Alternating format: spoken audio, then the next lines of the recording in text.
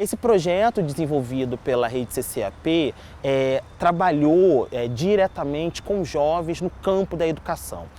Um dos focos que nós observamos no contexto da pandemia foi centralmente a enorme dificuldade nos processos de aprendizagem, no que tange a defasagem educacional de educandos e educandas, a partir de uma enorme limitação que o ensino remoto produziu, e especialmente as dificuldades associadas ao ensino remoto no contexto da pandemia, né? Acesso à tecnologia, a possibilidade, né, de um trabalho mediado, né, para a promoção dos conteúdos, e as organizações de favela foram fundamentais para auxiliar na ampliação desse direito à educação e minimizar, mitigar os efeitos dessa enorme dificuldade que o contexto pandêmico teve sobre essa juventude que vive nas favelas no que tange à possibilidade, né, de aquisição de conteúdo. Trabalhamos 4 linhas editoriais com jovens.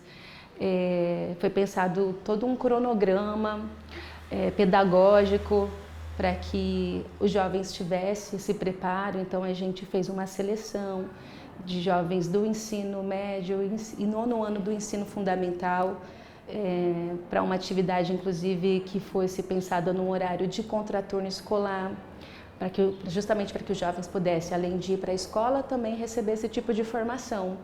Então, para esse preparo, tivemos oficinas de português, oficinas de designer, oficinas de fotografia, e as oficinas específicas a partir das 4 linhas editoriais. Então, veja bem, em África, os africanos já tinham técnicas de escavação, eles já eram orifes, já tinham processo de como é que lapidavam o ouro. A técnica de agropecuária, né, de cultivo de arroz, tudo isso os caras já faziam, os caras eram mestres nisso.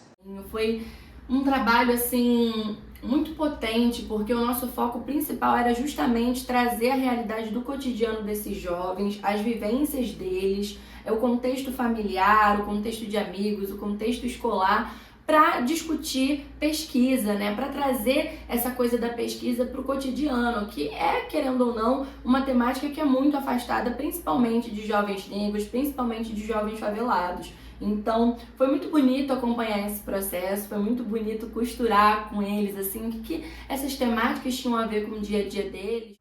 Projetos como esse, desenvolvidos pela Rede CCAP, que tem como foco a educação, atuar junto a adolescentes e jovens, pensando, né, estratégias diferenciadas de aquisição de conteúdo, de aquisição de conhecimento, né, fazendo sentido para esses jovens, né, esse conteúdo e essa formação, para nós é fundamental, porque isso diretamente é promoção da saúde. Saúde e educação, né, são áreas setoriais que andam de mãos dadas, né? A gente não tem como falar, por exemplo, da prevenção à Covid-19, da prevenção de infecções sexualmente transmissíveis, né? Da prevenção no que tange a dengue, por exemplo, e não se associar diretamente a estratégias vinculadas a uma educação de qualidade, a promoção da parceria com escolas, porque essencialmente a educação ela é um vetor fundamental para a ampliação, né, do direito à saúde.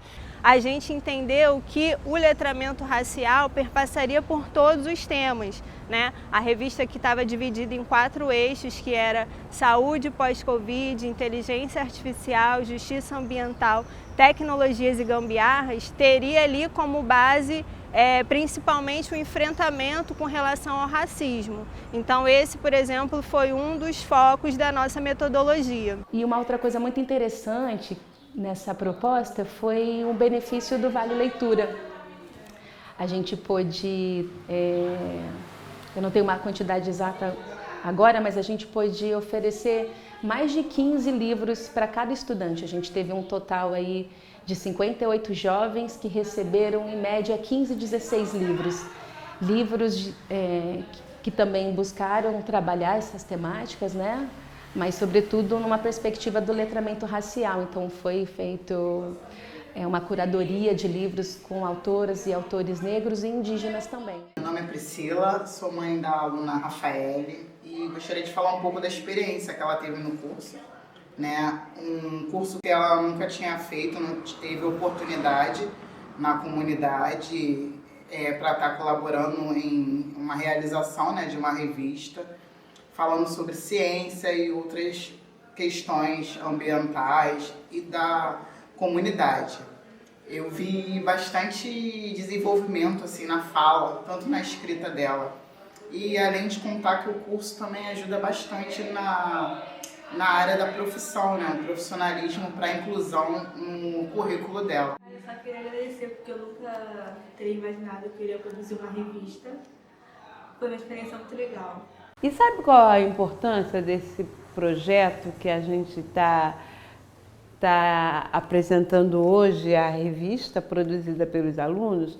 É que é uma história continuada, né? Então, outros jovens passam pelas nossas formações artísticas, culturais, de educação, né? E esses é que vão continuar contando a história do poder do povo, do conhecimento do povo, porque a gente sabe que isso é que faz a gente alavancar, é o conhecimento, a troca de saberes, né? A troca das verdades em busca de uma sociedade mais justa. Aqui tá escuro, não tá? Nele. Por que tá escuro? Eu tenho 3 funções aqui na minha câmera. Todas as câmeras têm essas 3 funções. Tá? 1/3000, tá? Isso aqui é velocidade. Agora tem o ISO, ó. O ISO ele começa em 100. Tá escuro aí, não tá? Por quê? 19 ficou preto. Exatamente, entendeu? Aqui a gente tem a fotografia. Agora tem um lance do foco. O que é o foco?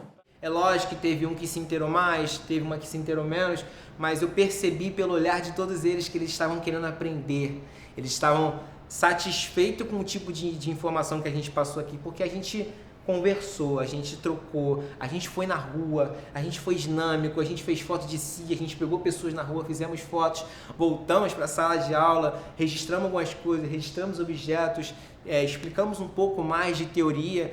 Então eu percebi que essa união de teoria, prática, desconstruída, fora desse formato convencional de escola, de ensinar, eu percebi que o resultado foi incrivelmente satisfatório para mim como professor, para as pessoas que assistiram a aula e para os alunos que estavam dentro da aula. Então, trazer um pouco também dessas ferramentas para que elas pudessem ajudar eles no dia a dia, inclusive para se inserirem no mercado de trabalho.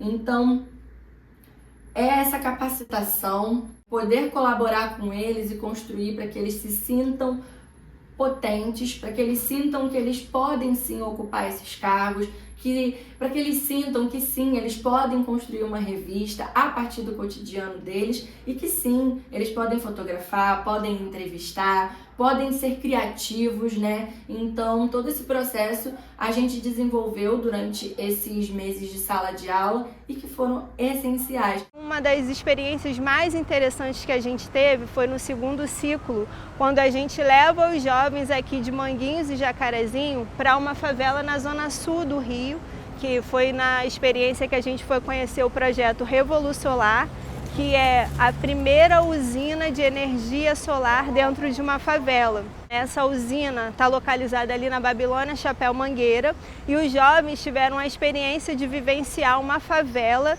com características bastante diferentes das que eles vivem. Por exemplo, na Zona Sul existe uma outra dinâmica, né, de território. Lá o território é um morro, então a gente teve que subir bastante ladeira, escada. Eles perceberam algumas vantagens e desvantagens desse território, né, tanto físico quanto socialmente falando. Hoje aqui é um polo de energia solar, vocês vão conhecer o primeiro EDI, que é o primeiro espaço de desenvolvimento infantil do município do Rio de Janeiro com energia solar. Depois a gente vai conhecer o corredor solar, que é um tour tecnológico que vocês vão fazer também. Vocês são de lugares planos, né? De favela plana, né? Aqui já é diferente, aqui sobe. Vamos lá? Agora mais uma subida rapidinho.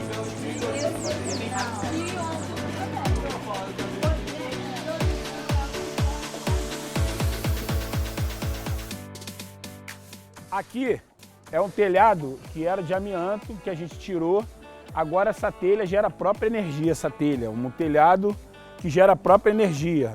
Mais embaixo é a usina da cooperativa, que foi a primeira usina da cooperativa, é aquela lá que está em cima da Associação de Moradores. Aquela outra lá menor é na escolinha Tia Persília. Então a gente chama aqui do Mirante das Usinas, né? Essa tecnologia dessa telha aqui ainda não está nem no mercado. Durante as visitas, o que as pessoas estavam apresentando, né, falando sobre os projetos deles, a gente foi anotando. E na hora de pôr na revista, a gente conversou, debatemos, dissertamos sobre tudo. E aí eu fiz a minha parte, eu e meu grupo fizemos a parte da escrita. Dissertamos tudo bonitinho para poder ficar aqui na revista. Que assim, tudo fui eu que fiz, eu e meu grupo. Bonitinho, né? Esse projeto me abriu a mente sobre uma coisa muito importante da sociedade, que as comunidades marginalizadas são extremamente excluídas na área de saúde. E em tudo, em leis, leis de proteção e leis de favorecimento mesmo. A própria lei não favorece as comunidades que mais precisam delas. Recentemente eu tive um projeto na escola de consciência negra e eu me baseei totalmente na revista e no que eu aprendi nessas aulas recentemente. O tema que eu usei no meu trabalho foi sobre o racismo ambiental e saúde pós-Covid.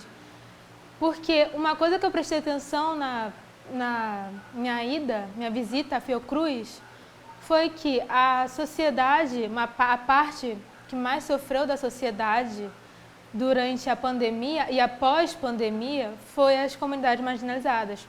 Essas cartilhas, para a gente, já é um material de referência, porque vai nos ajudar a pensar como a nossa instituição e o conjunto das universidades parceiras podem trabalhar com as organizações de favela de forma coordenada e não de forma verticalizada, mas de forma horizontal, pensando que a construção desses conteúdos são construções de conteúdo que se dialogam, né? Que a gente aprende com os saberes presentes nos territórios, nas favelas, e que as favelas nos alimentam e também aprendem com o que está sendo produzido internamente aqui na Fiocruz, né? E a Rede CCAP está nessa caminhada há longo tempo, há mais de 30 anos no território de Manguinhos, né? Junto em parceria com a Fundação Oswaldo Cruz, com a Fiocruz, que colabora e que entende também que, para além dos muros daquele castelo, né, existe e necessita existir um encontro de saberes, trocas de conhecimento e, sobretudo, a busca por uma sociedade ideal, uma sociedade melhor.